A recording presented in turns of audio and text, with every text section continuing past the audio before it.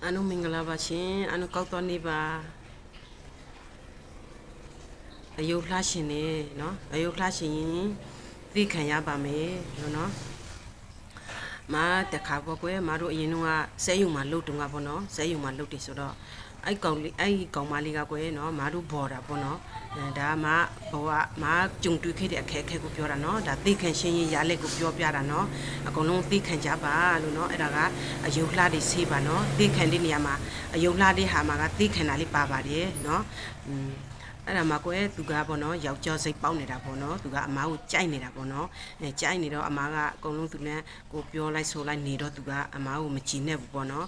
သူကအမားကိုထားပြီးတော့ခုံကနေသူကန်ရှာလိုက်တယ်တွန်းရှာလိုက်တာပေါ့နော်တွန်းရှာပြီးတော့အမားကိုသူကကဲကြည်နဲ့ပေါက်လိုက်တယ်ဒီမှာအမားလက်မှာဒီမှာစိုက်နေတာပေါ့နော်စိုက်နေတော့အကုန်လုံးကထားပြီးတော့ဝူးဖြစ်သွားတာပေါ့နော်တယုံလုံးပေါ့နော်အဲ့ဒါနဲ့တတိကခေါ်တာပေါ့နော်ခေါ်တော့သူ့ကိုအလုတ်ထုံးမှာပေါ့နော်အဲ့ဒါအမားလေးတက်သွားပြီးတော့အမားကပြန်ပြီးတော့တောက်ပင်ပါတယ်တတိကိုပေါ့နော်တောက်ပင်ပါတယ်နော်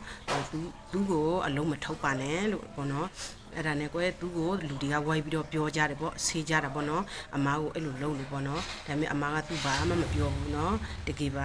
ဒါမှန်ဒီစကားပါအမားကြုံတွေ့ခဲ့ရတဲ့အခက်အခဲပေါ့နော်နောက်အခုလေးစဲယုံဒီမှာအများကြီးပဲအဲ့ဒါကြောင့်တယောက်ကိုတယောက်သိခံကြဖို့ဖေးမကြဖို့ကူညီကြဖို့အဲ့လိုအမားကပြောတာပါနော်ဒါအမားကိုဒူးမလို့ပြောပြတာပါအဲ့ဒါနဲ့ကွယ်နော်သူ့ကိုဆေးကြတော့သူကငိုတာပေါ့စိတ်ဆင်းရတာပေါ့နော်နောက်ကြတော့သူကနောက်စုတဖြည်းဖြည်းသူသိလာတော့သူအမားကိုနော်ဖဲပြီးတော့နော်သူတောက်ပင်ပါတယ်နော်ရှေ့တောက်တွေဖဲပြီးတော့သူငိုပါတယ်လို့နော်အဲ့ဒါသိခံရှင်းရလဲပါလို့နော်သူကကိုကိုဟိုနိုင်ထိုက်စီနဲ့လုံးမယ်နော်နင်ကအသုံးမကျဘူးနင်ကယူနေတာနင်ကသုံးစားလို့မရတဲ့ကောင်မနော်သူကသူနဲ့ကိုနဲ့နှစ်ယောက်ပြက်တော့ပြီဆိုတော့သူကကိုကိုအမှုဖွေးပြီးတော့အပြင်းမရှိအပြေးချတော့မယ်လေနော်အဲ့ခါကျရင်သိခံပါလို့နော်တကယ်ပါသူကတဖြည်းဖြည်းသူစီကိုရောက်လာမှာပါနော်အဲ့ဒါကြောင့်ဟိုဆရာညင်လဲအောင်တော့မပြောတယ်လေမျက်ရည်ဆိုတာလဲနော်လူရည်အပူတကအပူထဲမှာအပူလောက်ဆုံးပေါ့နော်အဲ့ဒါကြောင့်နော်လူတယောက်ကိုမျက်ရည်ကျအောင်လုပ်တယ်ဒုက္ခရအောင်လုပ်တယ်နော်ဟိုကြောက်တွန်းတယ်နော်တဲ့နင်းတယ်စကားနဲ့အနိုင်ယူတယ်နော်ဥပမာရိုက်တာတို့ထောက်တာတို့နော်စိတ်ဆင်းရဲအောင်ဒါညှင်းပဲနှိမ့်ဆက်မှုပေါ့နော်ဒါပေမဲ့သူလေတနေ့တစ်ချိန်အဲ့လိုခံစားရမှာပါနော်အဲ့ဒါကြောင့်မိန်းမတို့မှာကျင်စာဆိုတာလေးရှိပါတယ်နော်အဲ့ဒါကြောင့်မိန်းမတွေမှာကျင်စာဆိုတာရှိပါတယ်နော်တကယ်အစွမ်းရှိပါတယ်အဲ့ဒါကနော်အဲ့ဒါကြောင့်မိန်းမတွေယောက်ျားတွေလို့မလိုပါဘူးနော်ကိုကျင်တရားရှိတယ်သီလရှိတယ်တိတ်ခတ်ရှိတဲ့လူက